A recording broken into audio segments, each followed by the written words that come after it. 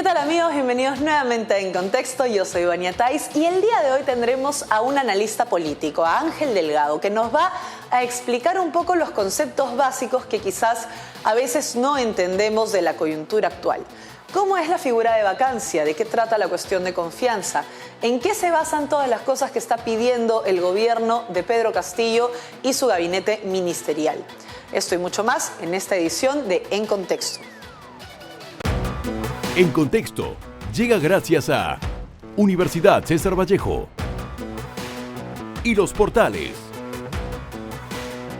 Estamos de vuelta aquí en Contexto y justo como habíamos anticipado tenemos con nosotros al analista político Ángel Delgado y vamos a hacer una suerte de mapa contextual de lo que está pasando en este momento, porque vemos muchas señales del gobierno que se dice, que se desdicen y hay muchísimo que conversar al respecto porque obviamente es un caso muy sui generis el de este gobierno, es bastante nuevo, sobre todo para todos aquellos que no conocen la forma de hacer política del marxismo. Bienvenido, Ángela, En Contexto. Muchas gracias, Vania, por esta invitación. Bueno, y aquí con mucho gusto y llano a responder las preguntas que tengas a bien formular. Gracias, Ángel. Para empezar, vamos a hablar de lo que significa la cuestión de confianza. Se ha visto en estos últimos días que se ha hablado mucho de interpelaciones, de vacancia, de cuestión de confianza, pero quienes no han estudiado quizás el derecho como tú, no entienden al 100% de qué se tratan estos recursos, ¿no? Entonces, sería bueno decirle a la gente de qué trata la cuestión de confianza y por qué el Congreso estaría tratando de evitarla a toda costa. Correcto. Mira, la cuestión de confianza es una institución ajena a las tradiciones constitucionales del Perú. Yo quisiera recordarle a los amigos que nos escuchan de que cuando nosotros optamos por la independencia y la república, generamos un régimen constitucional basado en lo que se conoce en doctrina como un sistema parlamentario. Nuestro régimen es presidencialista. ¿Qué significa esto? Que el presidente de la República no solamente es jefe de Estado, como sucede, por ejemplo, en países como Inglaterra, España, Italia o Alemania, donde la reina, el rey de España o el presidente en Italia y Alemania son solo jefes de Estados. En nuestro país, ¿no?, como en Estados Unidos, el presidente de la República es jefe de gobierno principalmente. Entonces, la responsabilidad gubernamental le toca a él. Y por lo tanto, él es el que nombra a su equipo de colaboradores, que son los ministros de Estado. Y la confianza se la da únicamente él. Lamentablemente, una de las fallas de nuestro sistema constitucional, que incluso arranca en 1933, fue incorporar esta categoría que, repito, es extraña y responde a los regímenes parlamentarios. En el régimen parlamentario, quisiera explicarte brevemente, es uno en el cual el gobierno nace del Parlamento, ¿no?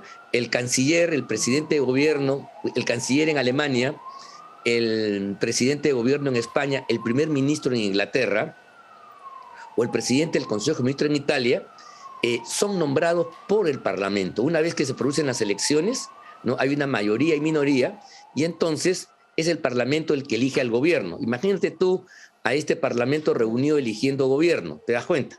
La presidenta hubiera sido la señora Alba y no el señor Castillo, ¿te das cuenta? Pero son regímenes distintos, correcto. Muy bien. Entonces, en un régimen de esta naturaleza donde el gobierno nace del Parlamento, es obvio que los cambios en la composición del Parlamento tienen que ver con el gobierno. Entonces, la cuestión de confianza implica que si mañana se produce un desajuste entre la mayoría parlamentaria que invistió al gobierno y cae. Y en consecuencia, la caída del gobierno lleva también a la caída del Parlamento. Y la caída del Parlamento lleva a la caída del gobierno, cosa que no sucede en el Perú, porque en el Perú lo que cae son los ministros, los colaboradores, porque el jefe de gobierno, el presidente, sigue al margen. Y él inclusive recompone su gabinete, como lo hizo Vizcarra, con la misma gente, le da vuelta y se acabó. Entonces, aquí hay un problema de fondo.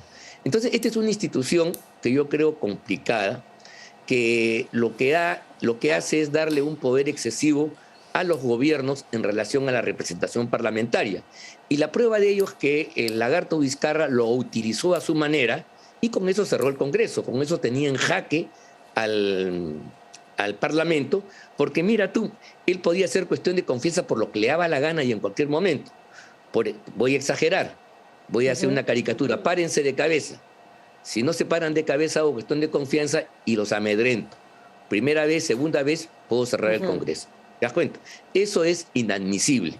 Y eso es lo que hoy día ha hecho el señor Iber Maraví de anunciar, si es que esto pasa a una censura, me refiero en relación a... Perdón, lo que ha hecho el señor Bellido, el primer ministro, de anunciar una cuestión de confianza en torno a la suerte del ministro de Trabajo Maraví, no es otra cosa sino la reproducción de la interpretación inconstitucional y autoritaria, abusiva, de lo que hizo Vizcarra.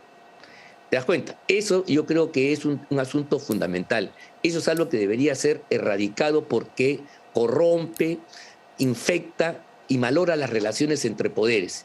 En un sistema presidencialista, el presidente, el gobierno no puede cerrar al Parlamento, porque el Parlamento ha sido elegido con una votación distinta.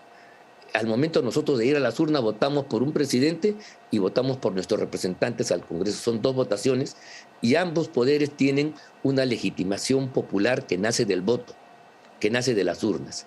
Esto que es un ABC y que mira tú, durante mucho tiempo no se puso en aplicación, fue descubierto por el callaraje, por la gente vinculada a Vizcarra, y a partir de ahí empezó a intoxicar las relaciones entre ambos poderes. Hay algunos que equivocadamente quieren equiparar la cuestión de confianza con otro tema completamente distinto, que es la vacancia por la llamada incapacidad moral. Pero hay una diferencia sustantiva, porque mientras que... Claro, son dos cosas bastante distintas. Sí, es tomada por iniciativa de quien quiere cerrar el Congreso, o sea, el gobierno toma la iniciativa, interpreta y quiere hacer cuestión de confianza por cualquier cosa. Para que se produzca una vacancia por incapacidad moral, tiene que producir un hecho independiente de los intereses y de las interpretaciones que pueden hacer los parlamentarios. Y es un hecho, y el hecho tiene que ser tan contundente como la muerte del presidente, como nadie podría negar que ante el deceso del jefe de Estado hay que declarar su vacancia para que entren los vicepresidentes, o una enfermedad gravísima que lo implica. Entonces, claro, cuando el presidente comete un acto de grave, un acto atroz que afecte la dignidad del cargo presidencial, por ejemplo, que mañana atropelle, mate gente y estando borracho, a pesar que eso no está considerado en la Constitución como una forma de acusación política, es obvio que ese presidente no puede seguir al frente esperando que termine su mandato de 5 años para ser procesado. En un caso de eso, un hombre normal presenta su dimisión, su renuncia, pero si no quisiera hacerlo, ahí está la figura de la incapacidad moral, ¿no? Eso fue lo que sucedió con Vizcarra. Vizcarra tenía un conjunto de acusaciones de latrocinio, de corrupción, que no nacían de rumores, no nacían de una investigación periodística, sino son pruebas que venían trabajando 2 años antes en el Ministerio Público, que demostraban que cuando él ha sido presidente del gobierno regional de Moquegua, no en una, sino en varias oportunidades, cometió actos de corrupción, cohecho, sobornos, etcétera, etcétera, y eso está perfectamente detallado en los expedientes fiscales, ¿no? Y eso está a la espera de una investigación final y una sentencia. Entonces, un presidente al cual se le ha descubierto este tipo de cosas es un presidente que no puede seguir al margen. Si esto se ha puesto al descubierto, él debió renunciar, y si no quiere renunciar, el Parlamento lo vaca. Pero como tú comprenderás, la vacancia es una medida excepcional. Ni siquiera puede ser aducida por el mal gobierno, no puede ser aducida por diferencias políticas, sino tiene que ser por un hecho extraordinario que descalifica a la persona que ocupa la presidencia de la República y lo considera que no es digno de ostentar el cargo de ser el máximo representante, el presidente de la República. Esa es la gran diferencia, y yo creo que eso es un tema que hay que decirlo con toda claridad para que los amigos que lo están escuchando lo puedan entender. Entonces, si me permites, en relación a lo que ha hecho Maraví, yo creo que es inadmisible, porque ¿sabes qué? La cuestión de confianza únicamente puede ser ejercida por quien tiene competencia en determinadas materias.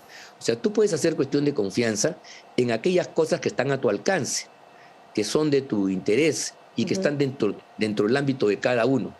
Pero, por ejemplo, sería inadmisible que el gobierno y el primer ministro quisieran hacer cuestión de confianza por una sentencia que tiene que emitir la Corte Suprema. Eso todo el mundo saltaría hasta el techo, sonarían todas las alarmas, porque sería evidente que el gobierno no tiene nada que hacer con las cosas que hace el Poder Judicial.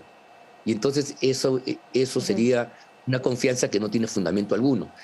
El gobierno puede hacer cuestión de confianza en los temas de salud, educación, de Fuerzas Armadas, agricultura, minería, salud, educación, todas las tareas que son del ámbito gubernamental y que pertenecen al Poder Ejecutivo, a los diferentes sectores del Poder Ejecutivo. Ahí puede hacer cuestión de confianza, pero no puede hacer cuestión de confianza sobre un tema que, por ejemplo, le compete solamente al Congreso. Por ejemplo, no puede hacer cuestión de confianza sobre no me gusta que determinadas personas sean miembros de la mesa directiva del Congreso.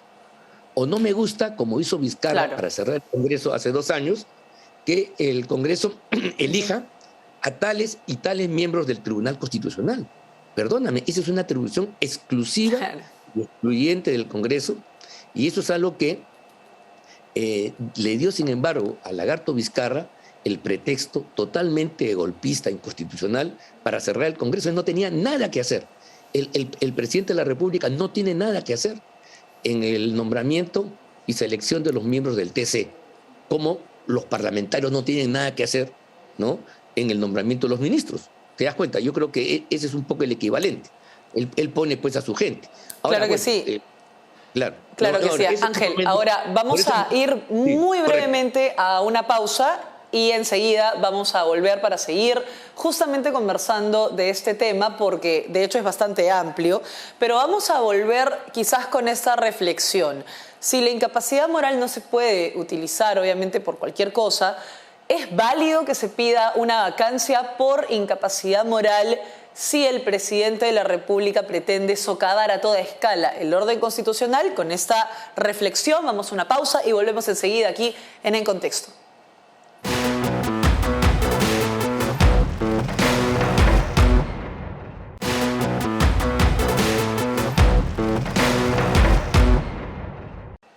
Estamos de vuelta aquí en Contexto y estábamos justamente conversando con Ángel Delgado, que es analista político, de este tema de la vacancia y de la cuestión de confianza. Digamos que ahora el profesor Pedro Castillo, ¿no?, quiere hacer una cuestión de confianza como en defensa de su ministro de Trabajo, ¿no? Y lo que obviamente salta en cuestionamiento por parte de la gente, de los ciudadanos del Perú, es si el presidente es una persona que pretende socavar a toda escala el orden constitucional por su naturaleza marxista-leninista y quiere imponer una nueva constitución a través de una asamblea constituyente, ¿eso no califica como una incapacidad suficiente para poder vacarlo? A ver, hemos dicho que la cuestión que la incapacidad moral tiene que estar referida a una conducta que agravia poderosamente, de modo significativo, la investidura del cargo presidencial, y entonces que convierte al personaje en un ser indigno. Ahora bien, los otros cambios, como lo que tú estás planteando, que son de naturaleza política, no están incursos necesariamente en estos elementos de la vacancia, sino están en un artículo posterior de la Constitución que se llaman razones para acusar al presidente al presidente de la República. El artículo 117 de la Carta actual dice que el presidente puede ser procesado, ¿no? Y evidentemente destituido y después vacado por traición a la patria, por no realizar las elecciones generales de la República, por cerrar al Congreso, ¿te das cuenta? El cierre del Congreso, ¿no? Es una causal para procesarlo, meterlo preso y por lo tanto vacarlo. La vacancia es la consecuencia, pues, porque si tú has cometido el ilícito, la constitucional de cerrar el Congreso de modo indebido, ¿te das cuenta? Eso tiene que dar lugar a el procesamiento que puede terminar incluso con su encarcelamiento y, por supuesto, como consecuencia de ello, la vacancia, ¿no? Y eso también lo dice el artículo donde se habla de las razones de la vacancia del presidente de la República. Entonces, no tenemos por qué convertir lo que se llama incapacidad moral en una suerte de miscelánea donde están todas las razones para expresar nuestras diferencias frente a la conducta del presidencial. Hay otros artículos y evidentemente si se transgrede el orden constitucional de un modo evidente, estamos ante lo que es un golpe. El golpe de Estado no es el golpe de Estado solamente de los militares, como ha sido práctica en la historia, no es arrojar al presidente de la República fuera, sino también es cuando se golpea a otros poderes del Estado. Hay un golpe de Estado cuando se cierra el Congreso. Por eso nosotros decimos que el 30 de septiembre del año 2019 se produjo un golpe de Estado, a pesar que mucha gente no lo creyó, ¿no? Como fue el golpe de Estado también lo que hizo Fujimori, a pesar que la gente la aplaudió, ¿te das cuenta? Entonces hay que ser aquí claro. Claro, o sea, el golpe de Estado no cambia de acuerdo a la aprobación o desaprobación de las personas. No tiene nada que... Hasta ahí, eso me parece es una idea fundamental si es que queremos hablar en un ambiente de seriedad y objetividad. Entonces, si mañana el presidente de la República produce un golpe contra la Corte Suprema, ¿te das cuenta? Se coloca fuera de la Constitución y en ese momento es pasivo de las acusaciones constitucionales y los juicios políticos que terminan con la vacancia. Pero yo creo que, como comprenderás, la incapacidad moral no puede convertirse en una especie de como un collage. Claro, como un collage que abarca todo, como una suerte de sombrilla que abarca no absolutamente todos los defectos de un presidente. Hasta todo. Creo que hay otras figuras constitucionales que son muchas claras. Entonces, el presidente, como todos los funcionarios públicos, tienen como tarea principal, ¿no? Hacer cumplir, defender la Constitución. Y si, por el contrario, su actuación es contraria a ella, entonces no son sujetos que deben estar al margen porque están rompiendo las reglas de juego. Ese es como el jugador que utiliza la mano para meter goles o golpea a sus rivales de modo adrede. Tiene que ser expulsado de la cancha por el árbitro, ¿te das cuenta? Eso es lo que sucede. Entonces, claro. Esto de querer cambiar la Constitución en forma indebida, en forma prepotente, golpeando al Congreso, tiene que ser visto en concreto y, repito, yo creo que está dentro del orden constitucional para que el Congreso proceda a expulsarlo y a procesarlo por ser un golpista que finalmente está rompiendo el orden constitucional. Eso es el tema que yo creo que hay que ver y no necesariamente irnos a esta vacancia por incapacidad moral, porque creo yo que un poco desnaturalizamos y caemos en un subjetivismo donde cualquier cosa se vuelve moral, ¿te das cuenta? Y eso no es exacto. No, claro, y además nos quita la opción de justamente utilizar este recurso cuando efectivamente sí sea necesario, ¿no? O sea, esto es un tema totalmente distinto. Estamos hablando de socavar el orden constitucional, no justamente hacer uso de la incapacidad moral para proponer una vacancia. Ahora, Ángel, te agradezco muchísimo que hayas estado el día de hoy con nosotros. El tiempo es tirano muchas veces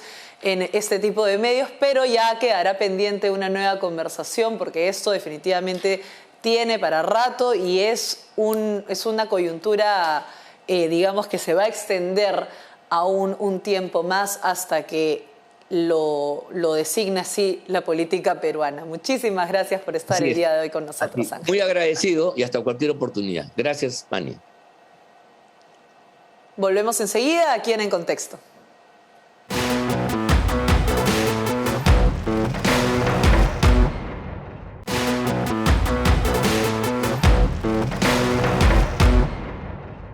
Muy bien amigos, estamos de vuelta aquí En Contexto y es importante que tengamos en cuenta cómo es esta figura de vacancia. La figura de vacancia lógicamente no es simplemente por incapacidad moral, sino se puede dar por otras razones. Tenemos que leer todos los artículos de la Constitución para entender cómo funcionan justamente estas figuras. Así que estemos atentos a la coyuntura nacional porque claramente tenemos una situación muy única en su especie y es importante que estemos constantemente informados para evitar cualquier tipo de desorden o ataque al orden constitucional y al Estado de Derecho.